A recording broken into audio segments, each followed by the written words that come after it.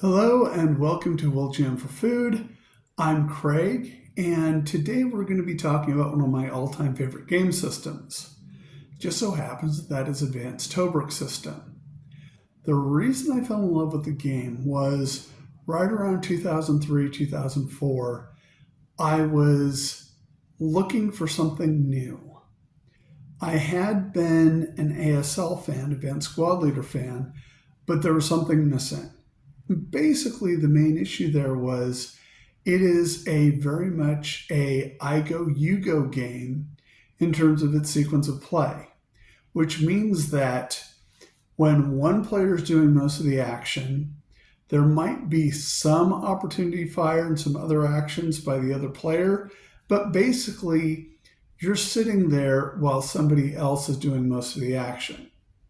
So the thing I love about ATS, in contrast, is it's an impulse-driven turn sequence, which means that instead of waiting for your opponent to go, you switch off each activation. So while I'm running my Panzer Grenadiers, I can do maybe one stack or a platoon movement, but then the initiative goes straight over to my opponent so that then that guy can start moving or reacting in somehow. And there's still some opportunity fire, but still it's mainly a much more fluid situation, which I like. Not to take anything away from ASL, number one, they have an extremely dedicated fan base. The Chapter H of the Rules Binder gives a lot of good information. And one thing that it has that ATS doesn't is a point-by scenario generator. If you're designing scenarios for ATS, you sort of have to figure out the numbers on your own.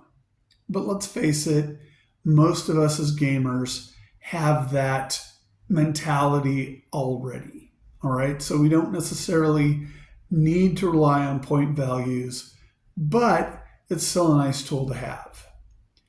But like I said, we're going to be talking about the origins of the system.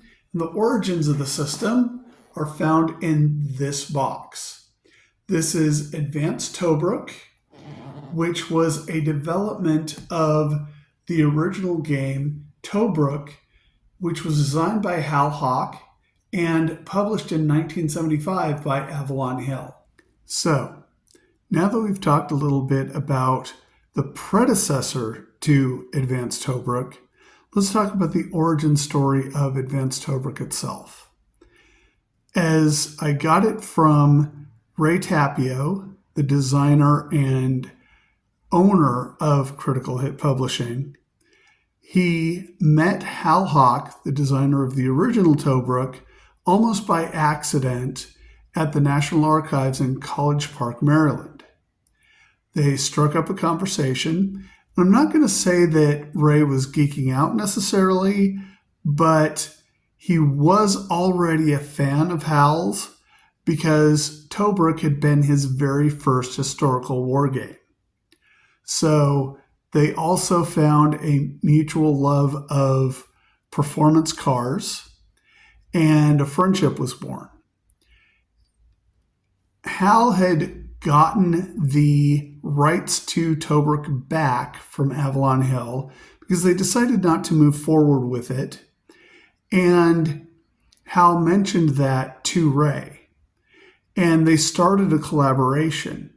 And the major element that Hal provided to the design was his copious amounts of research and analysis on the vehicles and weapons of World War II. See, Hal was sort of a gearhead's gearhead. And as a result, actually developed a program in Fortran, of all things, to store and analyze all this data. And that is what Ray was able to draw on for the design of Advanced Tobruk. Sadly, Hal passed away a couple of years before he was able to see the fruition of Advanced Tobruk System, which was released finally in 2002. And over the next 23 years, There have been countless modules, most of which are still in print, which is pretty impressive for a game company. So now that we've discussed this, let's take a look at what's in the box. Okay, so let's start with an overview of the contents, and then we'll start breaking down the various individual parts separately. So obviously we've got the box with the beautiful art. We've got a simple page that gives us the contents. We have the rule book, and in this case, what I have is the version 3.08 edition. A matching sequence of play card. Next up, we have a big stack of charts. Now, this is pretty standard from earlier editions of the game prior to 2014. So we'll take a look at these. Obviously, you'll have classics such as the casualty table. You'll definitely see the hit probability table, or the HPT, still very much in existence with maybe some changes. And also, as in prior editions of the game, there are separate nationality charts when it comes to things like gun penetration and ammo tables. So you'll see that in this box, you have the Brits, the Germans, and the Italians in play. All right, so you have everything that you need to play with those three nationalities. Also, you have additional tables, spotting ranges, and terrain, and things like that. So, and then here is the terrain effects chart. So, all in all, I would say probably a good 6 to 8 pages of tables. There is the classic basic game that they used to send with all of their packages, and I'm eventually going to do a history of ATS basic games, because I did tend to start each edition with the basic games. We have the classic Battlefield walk-around, which does two things. Number one, it sort of explains the terrain, and then it also gives any special rules that you need to know in order to play the module. Oh, including the classic French Foreign Legion fort. And now we'll get into scenarios. This is a heavy-duty release because you have a total of 24 different scenarios to play with. So this release gives you a lot of things to play with, and a lot of it is devoted to armor, as opposed to future editions. So, double-sided, and in that classic ATS format. Then we get into vehicle-specific charts.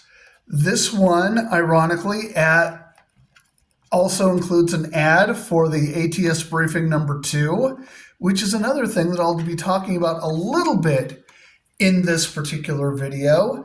But also, since there were still at this stage in the war multi-turreted tanks, the Crusader 1 and the A9 both had specific charts in terms of the field of fire for their individual turrets.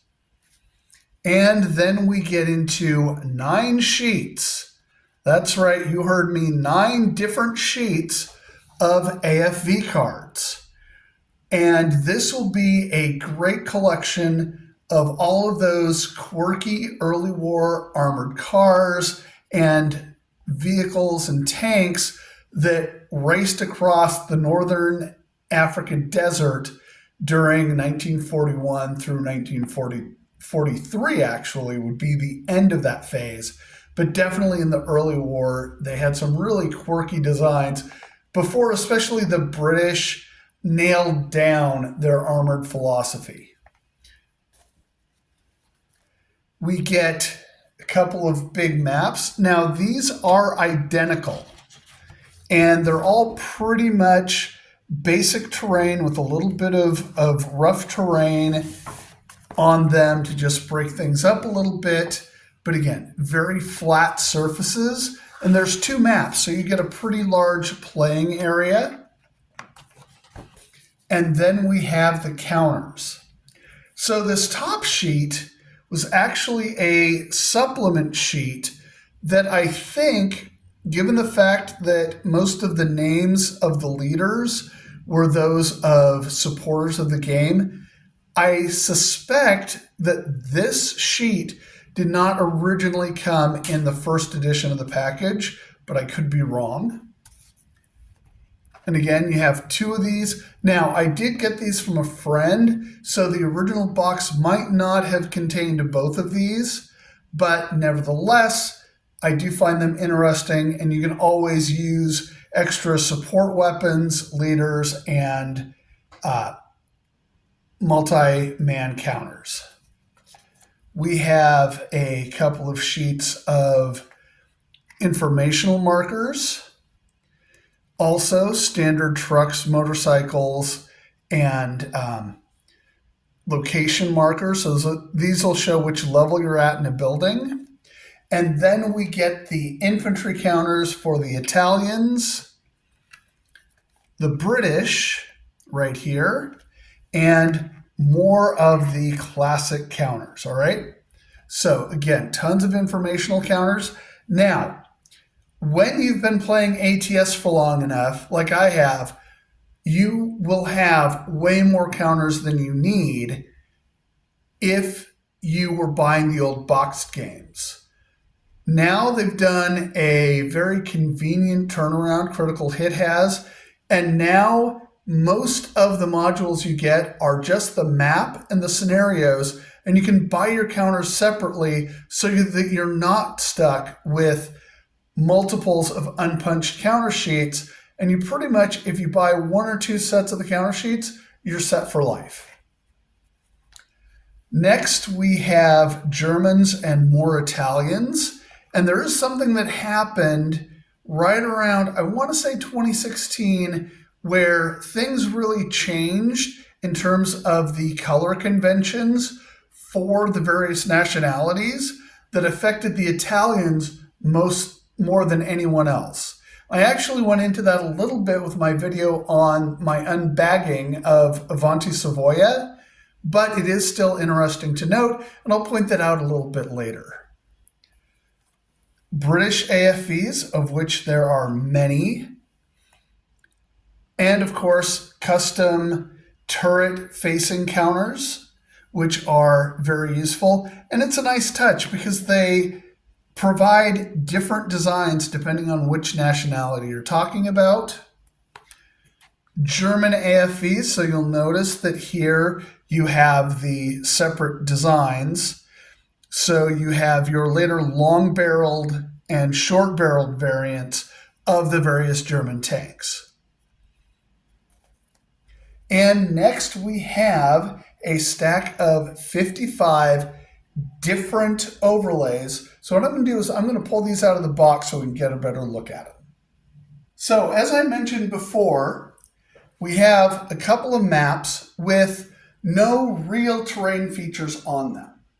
But as we all know, even a place like the Sahara Desert does not necessarily mean that it's all a flat billiard table, and that you do have things like elevations, depressions, and man-made features on those battlefields. So that's where the overlays come in.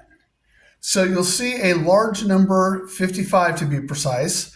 All of them are coded, and the way you use them is each scenario will give you the hexes where these X's and Y's need to line up on in order for these to be properly placed. So you see things like railroad, rocky terrain. Obviously you have a north counter, that fort that I was telling you about. This is a depression, a sand dune, another depression with some rocky terrain around it. And then you also have buildings of various types. Obviously a lot of trails. Again, more sand dunes. That's this greenish yellow color. large hill, and basically everything that you would need to really depict a North African battle, including villages of various types. Now, one of the things that Critical Hit did to build on this system was to create additional official expansion packs so that eventually you ended up with over 100 scenarios total for the system, including things that introduced the French and the Americans to North Africa. So in each of these, this one's expansion pack 1, Wavell's 30,000, you would have a series of scenarios that would add to the game, and you would also have, in addition to a number of good scenarios to play with, you would also end up with additional counters. Now, remember when I told you that there was a color change for the nationalities? So, in the original game, the Italians were this green. Now they're yellow.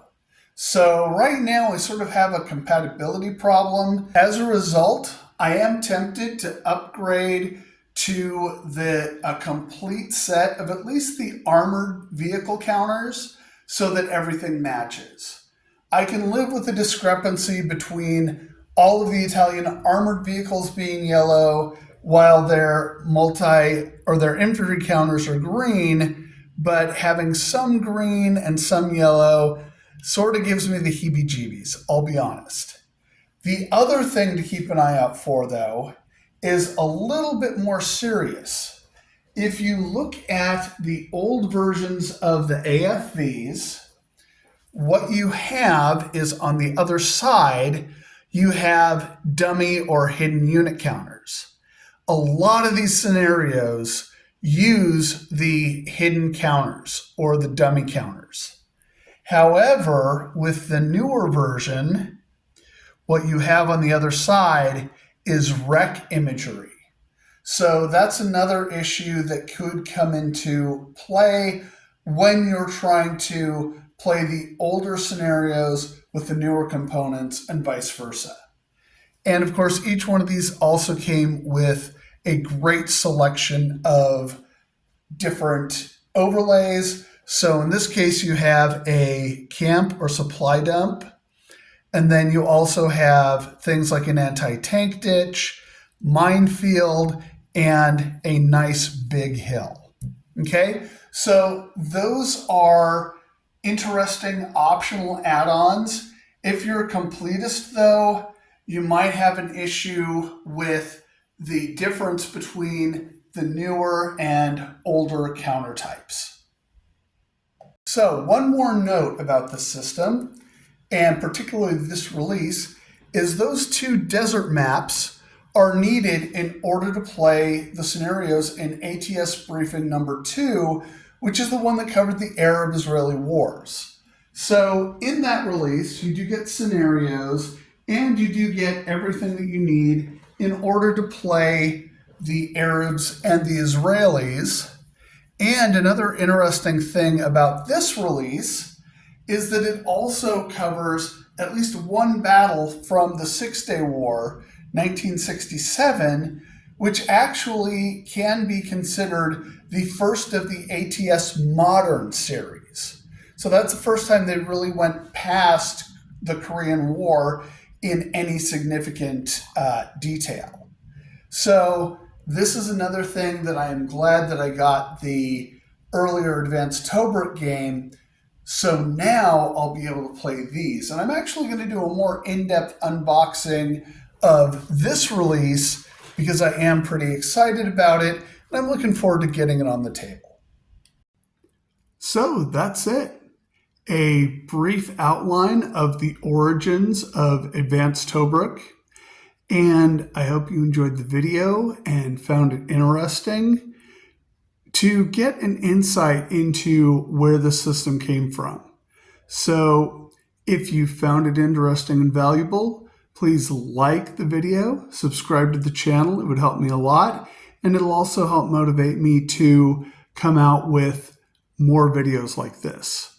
Also, if you'd like to see particular kinds of content, please leave a comment down below, and I appreciate your time. Thank you.